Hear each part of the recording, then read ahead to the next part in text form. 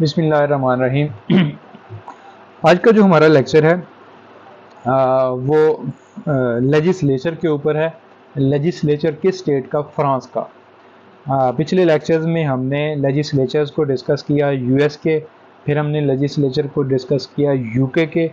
अब हम फ्रांस के लेजिस्लेचर को डिस्कशन करने लगे हैं उसकी, जिसमें हम सबसे पहले फ्रांस के लोअर हाउस को डिस्कस करेंगे जिसको पार्लियामेंट बोलते हैं।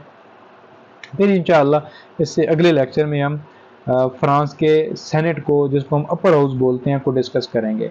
Let's start with the lower house of France which is called parliament. इसके अगर हम मेंबर्स की बात करें तो इसमें 577 मेंबर्स इसके होते हैं। अगर टर्म की बात करें तो इसके पार्लियामेंट की जो टर्म है वो 5 ईयर है। लोअर हाउस की जो टर्म है वो 5 ईयर है। इसके इलेक्शंस की अगर बात करें तो ये जो लोग हैं ये डायरेक्टली इलेक्ट होते हैं by the people of France on the basis of population. जिस तरह यूएस के अंदर पॉपुलेशन बेस्ड थे लोअर हाउस के जो रिप्रेजेंटेटिव्स थे, मेंबर्स थे, वो पॉपुलेशन बेस्ड थे, इसी तरह यूके के अंदर भी ये लोग पॉपुलेशन बेस्ड है। फ्रांस के अंदर माजरत के साथ एब्सोल्यूट मेजॉरिटी चाहिए होती है इलेक्शंस के अंदर। जो बंदा एब्सोल्यूट मेजॉरिटी हासिल करता है वो मेंबर बनता है लोअर हाउस का, जिसको पार्लियामेंट बोलते हैं। अगर हम इसकी टर्म्स की बात करें तो इसके लिए 25 इयर्स ऑफ एज ज़रूरी है। इसके अलावा ये कि must be citizen of France. इसके अलावा उसकी जो ये है कि किसी किस्म की उस पर कोई क्रिमिनल कन्विक्शन ना हो। इसके अलावा जो फ्रांस का मेंबर है उसने कोई और भी गवर्नमेंट का ऑफिस, प्रॉफिटेबल ऑफिस को होल्ड ना किया हुआ हो। ये 3-4 इसके लिए शराइत थी। एक तो ये सिटीज़न हो फ्रांस का, इसकी उम्र जो है ये 25 साल हो, कोई कन्विक्शन ना हो उसके ऊपर, और दूसरा ये कि उसने कोई प्रॉफिट वाला ऑफिस भी कंटेन ना किया हुआ हो। ये फ्रेंच नेशनल होना चाहिए। They must not be convicted by court of law. He must not hold any other office of profit in government. President can dissolve National Assembly earlier than 5 years on the advice of PM. अगर हम dissolution की बात करें France के parliament की, तो president इसको dissolve कर सकता है, लेकिन किसकी एडवाइस के ऊपर? पीएम की एडवाइस के ऊपर he can dissolve the national assembly which is called parliament. अब अगर फंक्शंस की बात करते हैं, उसकी पावर्स की बात करते हैं, तो फ्रांस का जो पार्लियामेंट है उसकी सबसे जो मेन बेसिक वर्क है, बेसिक जो उसकी लायबिलिटी है, जो बेसिक उसकी रिस्पॉन्सिबिलिटी है, वो है to make law, to amend law and to repeal law along with senate. क्योंकि हमेशा जो लोअर हाउस होता है वो अपर हाउस को मिला के लॉ मेकिंग का प्रोसीजर करता है। अब अगर हम इसकी एग्जीक्यूटिव पावर्स को डिस्कस करेंगे तो इसमें the national assembly elect the prime minister. जो नेशनल असेंबली है वो प्राइम मिनिस्टर को इलेक्ट करती है। Council of minister must be members of parliament. जो काउंसिल ऑफ मिनिस्टर्स हैं नेशनल असेंबली और सेनेट में से उनको इलेक्ट किया जाता है, वो पार्लियामेंट के मेंबर होते हैं। They can not pass vote of no confidence. ये vote of no confidence pass नहीं कर सकते। ये एक लिमिटेशन है, जिसको हम कह सकते हैं लिमिटेशन है, ये उनकी हद है, ठीक है ना। ये कि वो no confidence, vote of no confidence जो है वो ये पास नहीं कर सकते। अच्छा, क्योंकि ये सेमी प्रेसिडेंशियल सिस्टम है फ्रांस के अंदर। फाइनेंशियल पावर्स की अगर बात करते हैं हम, तो ये मनी बिल जो है must all are originated by the lower house which cannot be rejected by senate।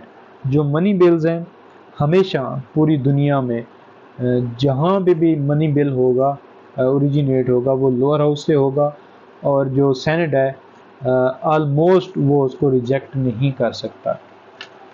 Financial powers की बात हमने देख ली कि जो फ्रांस का लोअर हाउस है उसके पास इख्तियारात हैं ये सारे। अब आते हैं वार के ऊपर। ये सेनेट को साथ मिला के डिक्लेयर कर सकता है वार को, वरना नहीं कर सकता। French parliament can declare war with Saint. اب اگر ہم اس کی امپیچمنٹ کی پروسیس کی بات کریں پریزیڈنٹ کی امپیچمنٹ کے لیے تو دین ہم کہہ سکتے ہیں the French parliament can امپیچ president by 2/3 majority by both houses. Upper house میں بھی 2/3 میجورٹی ہمیں چاہیے جس کو ہم سینٹ بولتے ہیں. لوور ہاؤس کے لیے بھی ہمیں 2/3 میجورٹی چاہیے جس کو ہم پارلیمنٹ بولتے ہیں. اچھا یا نیشنل اسمبلی تو خیر دونوں ہاؤسز کو ملا کے کہا جاتا ہے. اچھا یہ دونوں 2/3 میجورٹی ان کو چاہیے ہوتی ہے اپنے ہاؤسز کے اندر ٹو امپیچ پریزیڈنٹ. اگر ہم کانسٹیٹیوشنل امینڈمنٹ کی بات کریں تو یہ کانسٹیٹیوشنل امینڈمنٹ جو ہے constitution can be amended by 2/3 majority by both houses of the parliament. دونوں جس کو ہم بولتے ہیں national assembly parliament lower house and upper house جس کو ہم سینٹ بولتے ہیں دونوں مل کے 2/3 میجورٹی کے ذریعے کانسٹیٹیوشن کو امینڈ کر سکتے ہیں. اب ایک نوٹ ہے یہاں پہ یہ آپ نے لازمی اس کو پڑھنا ہے سننا ہے. French members of parliament are called deputies as well as China and Turkey.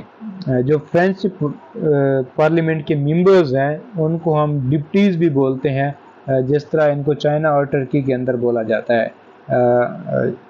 اب دوبارہ بتا رہا ہوں کہ فرانس کے جو ممبر آف پارلیمنٹ ہیں ان کو ڈپٹیز بھی بولا جاتا ہے اور یہ ڈپٹیز جو ہے یہ ٹرم چائنا کے اندر بھی بولی جاتی ہے اور ٹرکی کے اندر بھی بولی جاتی ہے. اب آتے ہیں جوڈیشل پاورز کی طرف. جو فرانس کا پارلیمنٹ ہے لوور ہاؤس ہے اس کی بات ہوتی ہے. President of national assembly appoint 1/3 members of constitutional members. Judicial powers جو ہیں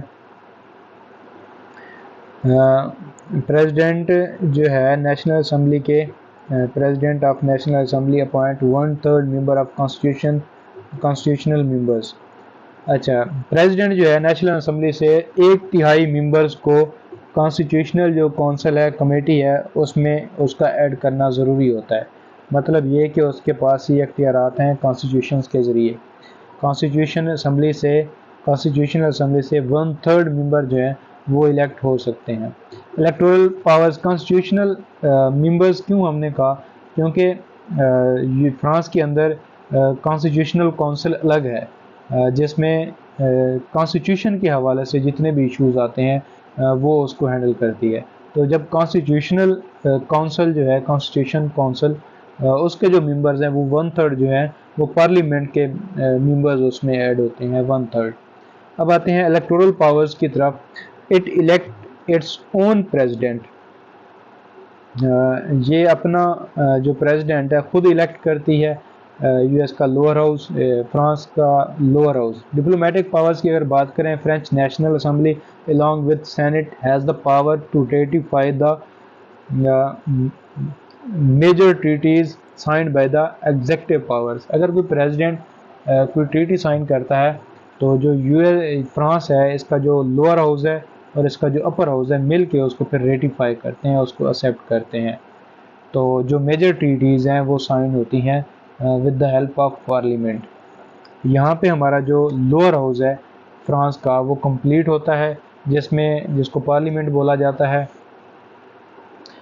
جس کی ہم نے سب سے پہلے بات کی کہ اس کے ممبر 577 ہوتے ہیں. پھر ہم نے بات کی کہ اس کے 5 سال کی ٹرم ہوتی ہے. الیکشنز کو ہم نے دیکھا تو ہم نے بولا کہ یہ ڈائریکٹلی الیکٹڈ الیکشن ہوتے ہیں اور پاپولیشن بیسڈ ہوتے ہیں. پھر ایبسلیوٹ میجورٹی ہم نے کہا کہ الیکشنز کے لیے چاہیے ہوتی ہے. پھر ہم نے جب اس کی کوالیفیکیشن کی بات کی تو ہم نے کہا 25 سال اس کی عمر ہونی چاہیے, وہ فرینچ سٹیزن ہو, کنوکٹڈ بھی نہ ہو اور یہ کہ کوئی پروفٹ بھی نہ رکھتا ہو پروفیٹیبل آفس. اس کے علاوہ جو اسمبلی کی ریزولوشن ہے وہ پرائم منسٹر جو ہے اس کی ایڈوائس کے اوپر پریزیڈنٹ آف فرانس جو ہے وہ ڈیزولو کر سکتا ہے اسمبلی کو. جب ہم فنکشنز اینڈ پاورز کو ہم نے ڈسکس کیا تو ہم نے اس میں لیجسلیٹو پاورز کو ڈسکس کیا, ایگزیکٹو پاورز کو ڈسکس کیا, فائنینشیل پاور کو ڈسکس کیا, ہم نے وار ڈکلیریشن پاورز کو ڈسکس کیا, امپیچمنٹ پروسیس کو ڈسکس کیا, کانسٹیٹیوشنل امینڈمنٹ کی ہم نے بات کی, پھر ہم نے جوڈیشل پاورز کی بات کی, پھر ہم نے الیکٹورل پاورز کی بات کی, پھر ہم نے ڈپلومیٹک پاورز کی بات کی.